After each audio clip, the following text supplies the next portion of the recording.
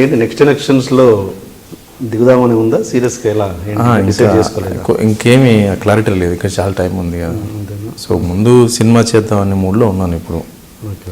So cinema కోసం కథ సిద్ధం చేసుకుంటున్నాను. ఓకే, నెక్స్ట్ ఎలక్షన్స్ గురించి మాట్లాడుతున్నాం. ఇప్పుడు పవన్ కళ్యాణ్ గారు నిన్న మన ఇంటర్వ్యూలో అనౌన్స్ చేశారు, జనసేన ఇంకా ఆల్మోస్ట్ వచ్చేసింది అన్నట్టుగా. నెక్స్ట్ ఎలక్షన్స్లో ఆయన ప్రభావం ఎలా ఉండబోతుంది అనుకుంటున్నారు? చూడాలి, తను వచ్చి ఇంకా తన ఇంటర్వ్యూ నేను కూడా చూసాను. నేను ఇంకా స్పష్టత కోసం ప్రయత్నం చేస్తున్నట్టుగానే ఉంది తన ఇంటర్వ్యూస్లో. తను మాట్లాడేది బట్టి ఇంకా నేను స్టడీ చేయాలి, ఫామ్ చేసుకోవాలి, ఫైనాన్షియల్ బ్యాక్లాగ్స్ ఇవన్నీ చూసుకోవాలి.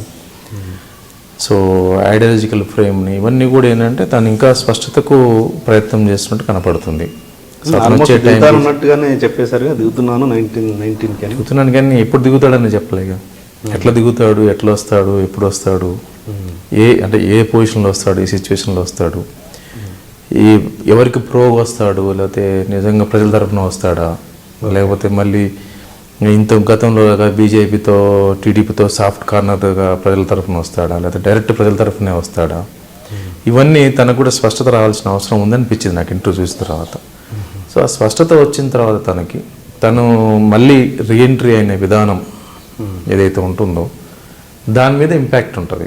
ఆ రోజున్న గ్రౌండ్లో ఉండే సిచ్యువేషను, ఎగ్జిస్టింగ్ గవర్నమెంట్ల పట్ల ఉండే వ్యతిరేకత కావచ్చు, అనుకూల వాతావరణం కావచ్చు, తర్వాత ఈ అనేకమైన పార్టీలు, భిన్నమైన పార్టీలు వీటి పట్ల ఉండే వాటి అవసరం కూడా కావచ్చు. ఒక్కోసారి అవసరం లేకుండా పార్టీ వస్తే కూడా ప్రజలకి విట్నెస్ అవుతారు తప్ప ఇన్వాల్వ్ అవ్వరు. సో నిజంగానే అవసరం ఉన్నప్పుడు ఒక పార్టీ పెట్టి ఒక జనం కోసమే ఒక సేవ చేద్దామని వచ్చేటప్పుడు దానికి ఉండే ఇంపాక్ట్ ఒక రకంగా ఉంటుంది. కడుపు నిండినోడికి ముందు పరమాన్నం పెట్టినా కూడా ఒక రకంగా ఉంటుంది. సో అతను వచ్చిన సిచ్యువేషను, ఆ సీజను, తన ఐడియాలజీ, తను ఏం చెప్పదలుచుకున్నాడు, ఎందుకు వస్తున్నాడు, ఆ సిచ్యువేషన్లో ఏ కారణంతో వస్తున్నాడు, ఇవన్నీ కూడా అవసరం. సక్సెస్ ఆధారపడి ఉంటుంది. ఎస్ సార్, కేసీఆర్ గారితో మీరు చాలా ఎక్కువ మూవ్ అయ్యారు. ఆయనతో రిలేషన్ మీకు ఎలా ఉంటుంది? మీ రిలేషన్ బాగుంటుంది. బాగా అంటే ఏ మోతాదు వరకు ఉంటుంది? అంటే ఎట్లా మోతాదు ఎంత క్లోజ్ అని?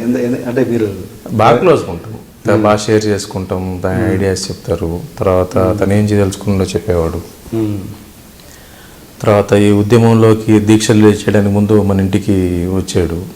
మొత్తం అందరు వచ్చారు, మొత్తం కేసీఆర్ గారు, కేటీఆర్ గారు, కవిత గారు, హరీష్ గారు, మొత్తం పొలిటికల్ బ్యూరో మొత్తం వచ్చింది నవంబర్ 20 సో దాని తర్వాత నేను బాగా కనెక్ట్ అయినా. ఇంకా డైరెక్ట్గా మూమెంట్లోకి రావాలనేది కనెక్ట్ అయింది. ఇంటికి వచ్చిన తర్వాత మాట్లాడి తను ఆ రోజు చెప్పిన విధానం ఏదైతే ఉందో ఇంకా నేను ఎన్నో ఒడిదుడుకులు చూశాను. చాలా అప్ అండ్ డౌన్స్ అయినాయి తెలంగాణ మూమెంట్లో. ఇక నేను సావో బతుకో తెలుసుకోవాలని అనుకుంటున్నాను. నేను దీక్షకి వెళ్ళిపోతాను, అది కూడా ఆపనేది ఆ దీక్ష. తెలంగాణ వస్తే వచ్చింది, కేసీఆర్ చచ్చిపోయిన అనే మాటలు ఏదైతే ఉన్నాయో బాగా కదిలించినాయి. ఎందుకంటే ఒక ప్రాంతం కోసం, ఒక నేల కోసం, పుట్టిన గడ్డ కోసం ప్రాణమిస్తా అంటుండే గొప్ప వ్యక్తి. అప్పుడు తనతో కనెక్ట్ అవ్వడం జరిగింది. అట్లాగే ప్రయాణం చేసాం, అనేక రకాలుగా షేర్ చేసుకున్నాం, ఐడియాస్ కావచ్చు, వేదికలు కావచ్చు. ఇట్లా రిలేషన్ మా ఇద్దరి మధ్య అది చాలా అద్భుతంగా ఉంటుంది, చాలా హెల్తీగా ఉంటుంది, అద్భుతంగా ఉంటుంది. ఒక నోబుల్ లీడర్ తను, ఒక విజన్ ఉన్న లీడరు. కేసీఆర్ గారు పడ్డ అవమానాలు అంటే బయట వాళ్ళు తిట్టారంటే దానికి అర్థం ఉంది, ఇంట్లో దొంగలే తిట్టారు కదా తన్ని. కరెక్ట్. సో ఇవన్నీ భరించి సహించి నిలబడి ఇంకోటి కాడెత్తేసి పారిపోయేవాడు. వీళ్ళు తిడుతున్నారు, దీనికోసం మనం ఎందుకు చేయాలని. ఇవి తెలంగాణ వాడు అర్థం చేసుకోవట్లేదు, తెలంగాణ వాడు తిడుతున్నాడు ఎందుకు చేయాలనేది. కానీ ఈ తిట్టే వాళ్ళ పర్సంటేజ్ చాలా లెస్ పర్సంటేజ్. వీళ్ళంతా 1 or 2 ఉంటారు, వీళ్ళంతా సెల్ఫిష్ గ్యాంగ్ ఉంటారు.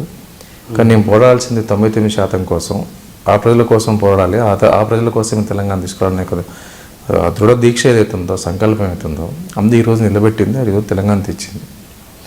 ఆ విజన్, తనకు తెలంగాణ పట్ల ఉండే విజన్ ఏదైతే ఉందో, తెలంగాణ పట్ల ఉండే కేస్ స్టడీ ఏదైతే ఉందో, అంటే బాగా స్టడీ చేసి అధ్యయనం చేసింది. అవన్నీ ప్రత్యక్షంగా మాకు తెలుసు కాబట్టి, అవన్నీ చూస్తున్నాం కాబట్టి మేము ఆటోమేటిక్గా లవ్ చేస్తాం, ఆటోమేటిక్గా అడ్మిరేషన్ ఉంటుంది కదా. సో ఈరోజు మనకు కళ్ళ కనబడుతుంది కదా, తను ఈరోజు ప్రజలు చాలా తెలివిగా రిజల్ట్ ఇచ్చారు. కేసీఆర్కి విజన్ ఉందనేది నమ్మిండ్రు. ఆ విజన్ను మాటల్లో ఉండేదని, చాలామంది మాటల్లో ఉండేదని చెప్పేవాళ్ళు. కానీ ఈరోజు ప్రత్యక్షంగా ఎంతో కొంత రిజల్ట్ చూస్తున్నాం కదా మనం. అన్నీ ఒక రోజులే మారవు. మనం చెప్పింది కదా ఇక అయిపోయింది అనుకుంటే కష్టం, అట్లే మారదు, అది ఎవరు చేయలేరు కూడా. బట్ ఆ చేయాలనే ఒక ఆలోచన, చేయాలనే ఒక ఆశయం, చేయాలనే ఒక సంకల్పం. ఇప్పుడు తెలంగాణ కూడా 14 సంవత్సరాల తర్వాతే వచ్చింది కదా. సుదీర్ఘమైన ఆలోచన కావాలి, ముందు ఆలోచన కావాలి కదా. ఆలోచన అయితే ఉంది కదా, ఆలోచన పుట్టడమే గొప్ప విషయం. ఆలోచనని మనం ఎట్లా ఎగ్జిక్యూట్ చేస్తారు, ఎట్లా ఇంప్లిమెంట్ అవుతుంది, ఏంది, దాంట్లో ఉండే కష్టసుఖాలు ఏంటి, దాని నుంచి మనం ఏం నేర్చుకుంటామో, ఒక తప్పప్పులు జరిగితే దాని నుంచి నేర్చుకునే గుణపాఠాలు ఉంటాయి. మళ్ళీ దాన్ని సరి చేసుకునే అవగాహన పెంచుకొని చేసుకుంటూ అల్టిమేట్గా మంచి చేయటమే కదా. కరెక్ట్. తను మెంటల్గా ఈరోజు ఏంటంటే, నన్ను నమ్మి ఈరోజు నా చేతిలో అధికారం పెట్టారు.